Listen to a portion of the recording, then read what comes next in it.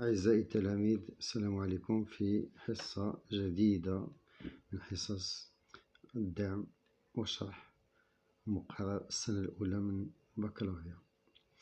بطلب من واحد المجموعة ديال التلاميذ اليوم غادي نخصو شي حصص لو ديسكور رابورتي. أول حصة اليوم غادي تكون على les types de discours. Donc, lorsqu'on parle du discours rapporté, غالبا نهضروا على 4 ديال لي تيب دو ديسكور اللي خصنا نعرفو نميزو بيناتهم. أولا كاين لو ديسكور ناراتيفيزي. شنو هو لو ديسكور ناراتيفيزي؟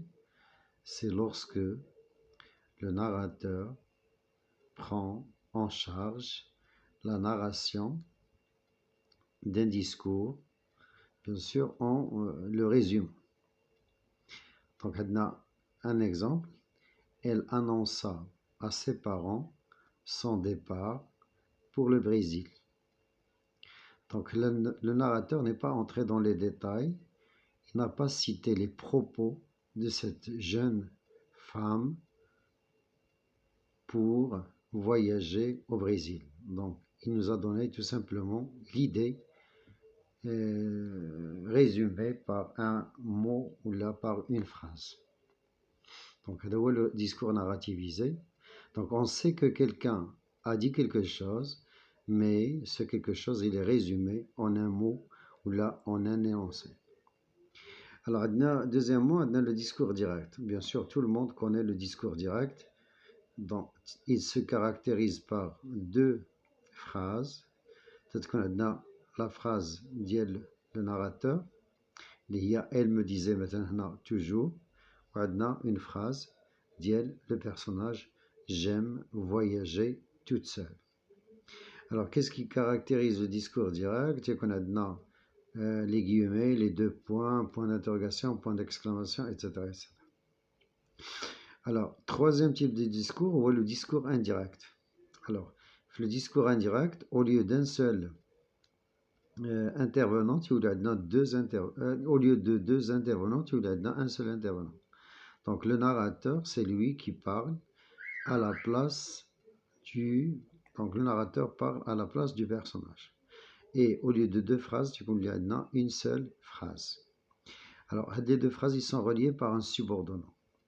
L'exemple là. Alors le directeur veut savoir s'il est toujours intéressé par le poste. Et enfin, on termine les types de discours par le discours indirect libre. Alors, le discours indirect libre, c'est les textes littéraires. Donc, on ne peut pas l'utiliser dans la vie quotidienne. C'est un texte, c'est un discours spécialement littéraire. On le rencontre dans les œuvres. Alors, le discours indirect libre, des caractéristiques comme le discours direct, à la ponctuation.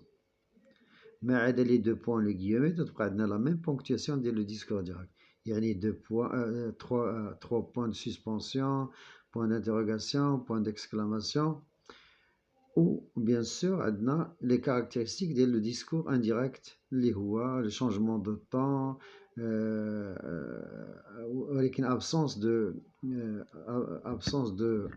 verbe introducteur, absence de subordonnant. On garde la même ponctuation que le discours direct. Voilà, donc vous aurez une autre séance dans laquelle j'essaierai de répondre à votre demande et à votre attente de savoir comment passer, comment transposer le discours direct au discours indirect. Et bonne chance et à la prochaine vidéo.